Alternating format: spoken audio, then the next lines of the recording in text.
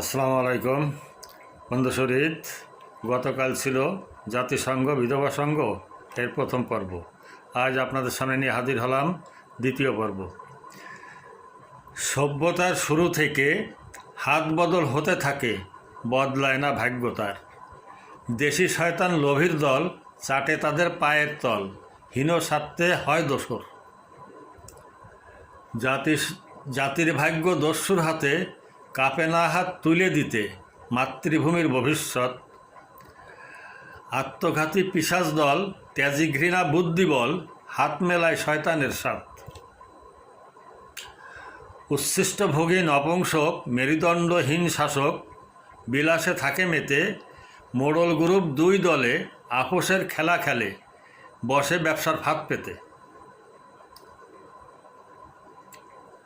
গণতন্ত্রের গান শোনায়, মিত্র হলে তার দোষ নাই, হোক রাজা বা স্বৈরাচার। করবে শুধু গোলামি, দিয়ে যাবে সালামি, মানবে শুধু খবরদার। ধন্যবাদ। তৃতীয় পর্ব আগামী দিন।